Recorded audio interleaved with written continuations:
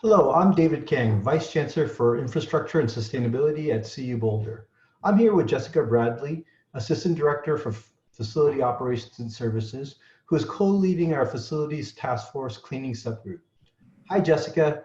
It's great having you here, and thanks for the great work that you're doing to get the campus ready for in-person teaching and learning for the fall semester. Can you give us a quick overview of what the cleaning subgroup has been working on? Hi, Dave. Sure. Thank you for having me. Right now, the subgroup is researching additional disinfection methodologies to enhance our cleaning services.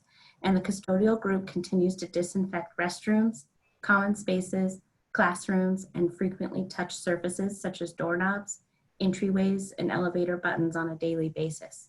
We have also been working on acquiring the necessary equipment and supplies for hand sanitizer stations, disinfecting wipes, and disinfection products that are on the EPA's list of approved chemicals for killing COVID-19 on surfaces.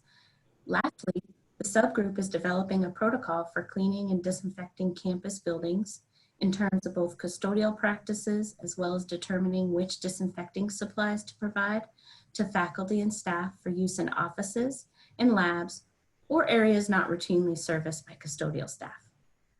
That's great. Can you update us on what the group has accomplished so far? Sure, no problem. Thus far, we have acquired enough supplies and equipment to place at least one hand sanitizer station at each main building entrance and wipes in each classroom space. We are currently setting up all of these in time for fall opening.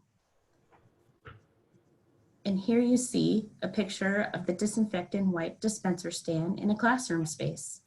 And also, as a result of the research of the cleaning subgroup, we've purchased effective electrostatic foggers to be used in common spaces, classrooms, and entryways to enhance our disinfection in these areas.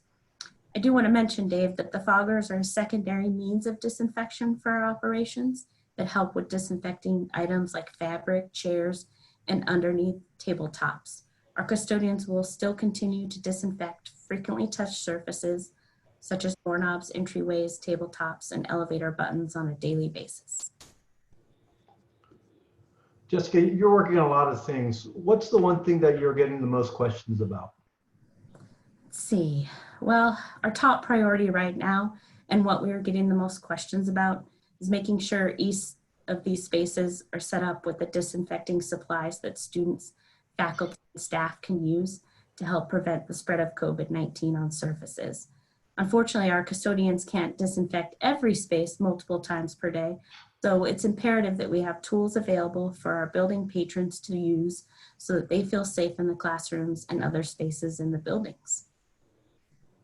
I'd say the second thing is that people also want to know that what cleaning supplies will be made available to faculty and staff for spaces not routinely serviced by custodial staff, like the offices and labs I mentioned. We came up with a web form for building proctors to request bottles of disinfectant and paper towels. And here's just a sample of what the supplies look like that will be offered. The orders will be fulfilled and delivered by student employees over the course of fall semester.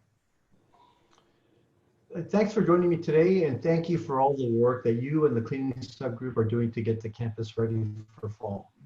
If you want to learn more about the measures we're taking to prepare our infrastructure to minimize the spread of COVID-19, please visit our infrastructure mitigation page on the Infrastructure and Sustainability website. Thank you and stay safe.